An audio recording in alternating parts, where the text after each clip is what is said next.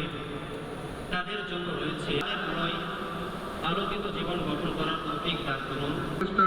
জনাব মোহাম্মদ তৌহিদ হোসেন চ্যান্সেলর প্রতিনিধি হিসেবে আমার উপর ন্যস্ত ক্ষমতা বলে বাংলাদেশ বিশ্ববিদ্যালয় মঞ্জুরি কমিশনের সংগঠন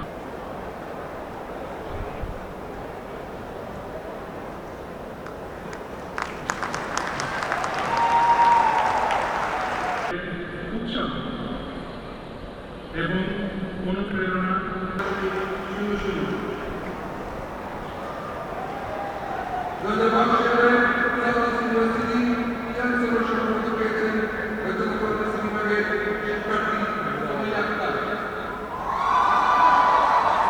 আমি আরেকটু বলতে চাই, দেশে দুই ধরনের বিশ্ববিদ্যালয় পরিচালিত হচ্ছে, একটি সরকারি বিশ্ববিদ্যালয় আর একটি বেসরকারি বিশ্ববিদ্যালয়। সরকারি বিশ্ববিদ্যালয়গুলো পরিচালিত হয় সরকারের সম্পূর্ণ সহযোগিতায়, আর্থিক আনুকূল্যে। বেসরকারি বিশ্ববিদ্যালয় পরিচালিত হয় বেসরকারি বিশ্ববিদ্যালয়ের টিউশন ফির মাধ্যমে, যে অর্থ অর্জিত হয় সেই অর্থের মাধ্যমে।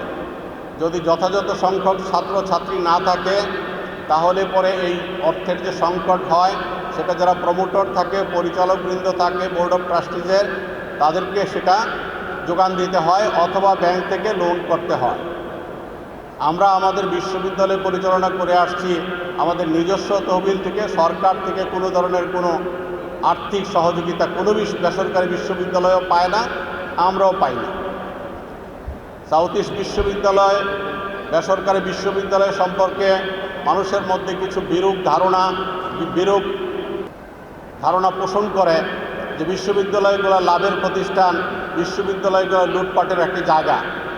আমি পরিষ্কারভাবে জানাতে চাই, সাউথ ইস্ট বিশ্ববিদ্যালয় সম্পূর্ণ অলাভজনক একটি প্রতিষ্ঠান।